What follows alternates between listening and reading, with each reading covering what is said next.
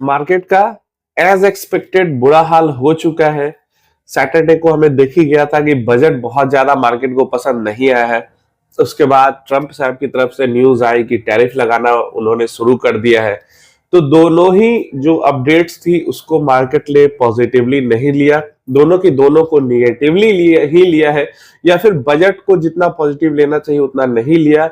और दिख रहा है आज हमें मार्केट बहुत बुरी तरह गिरी है। ओपन हुई थी बहुत बुरी तरह, उसके बाद थोड़ी रिकवरी भी आई, बट स्टिल काफी ज्यादा गिरा हुआ है। Large cap index, mid cap और ज्यादा गिरा हुआ है, स्मॉल कैप और ज्यादा गिरा हुआ है।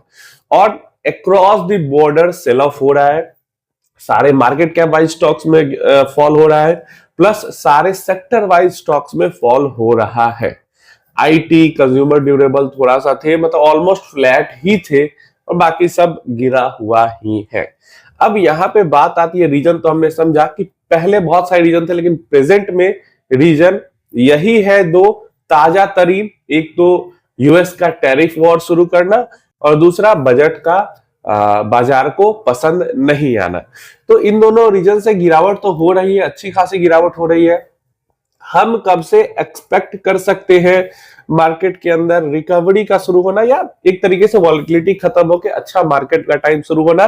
प्रेजेंट सिनेरियो के मुताबिक अगर बात करते हैं तो ये समझने की यहाँ पे हम कोशिश करते हैं। अब यहाँ पे मैं कोई चार्ट, कोई टेक्निकल बहुत साइंटिफिक रीजन की बात नहीं करूंगा। यहाँ पे मैं बेसिक कॉमन सेंस वाले लॉजिकल रीजन की बात करूंगा कि कब से मार्केट सही हो सकता है। तो देखिए, फरवरी मंथ है, यहाँ पे बजट आया है और यहाँ पे कंजम्पशन को बूस्ट करने की कोशिश की गई है। तो ठीक है, थोड़ा बहुत तो अच्छा हो जाएगा, लेकिन अभी जो क्वार्टर चल रहा है जनवरी, फरवरी, मार्च, इसके नंबर अप्रैल में आने शुरू होंगे। तो इस क्वार्टर के नंबर्स उतने बेहतर, हो सकता है बेहतर आए, लेकिन उस तरीके के बेहतर नहीं आएंगे जो फायदा बजट का उसको मिलना चाहिए।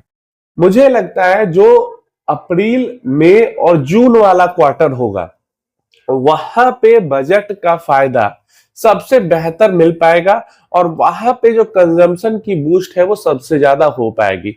तो जो ये अप्रैल में जून का जो क्वार्टर है, वहां पे बेहतरी हमें इकोनॉमी के अंदर देखने को मिल सकती है।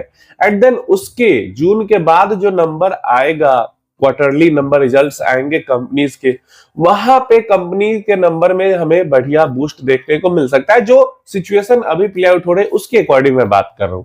एंड देन उस क्वार्टर के जो नंबर्स आएंगे वो मार्केट को सपोर्ट करने वाले या मार्केट को ग्रोथ कराने वाले होंगे।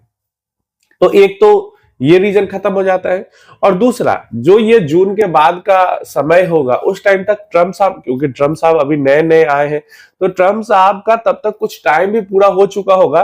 तो जो भी उनको करना होगा, या उनकी गवर्नमेंट भी एक तरीके से स्टेबल हो जाएगी। जो भी उथल पुथल करना होगा इधर 3-4 महीने में ये लोग उथल पुथल करके स्टेबल हो जाएंगे। तो मुझे जो लगता है, based of common sense and logic, कि जून जुलाई का जो समय है उसके बाद, मतलब फर्स्ट हाफ जो 2025 का है, वो हो सकता है इसी तरीके का वॉलेटाइल जाए।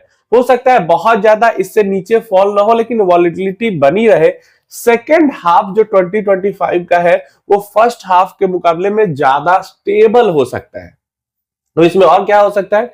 इसमें और ये हो सकता है कि आरबीआई की तरफ से कोई और सपोर्ट मिल जाए हमें, रेट कट हो जाए, या कुछ भी इस तरीके का सपोर्ट मिल जाए, या सरकार की तरफ से कुछ और सपोर्ट मिल जाए, तो वो अलग चीज है। ये तो नॉर्मल जो सिचुएशन हमें दिख रही है वो यही दिख रही कि फर्स्ट हाफ ऑफ 2025 इसी तरीके से जाने वाला है। 6 महीने खराब, और उसके बाद के 6 महीने थोड़ा सा बेहतर जाएंगे, ऐसा मुझे लगता है। आप अपनी राय इसके बारे में कमेंट बॉक्स में जरूर देना।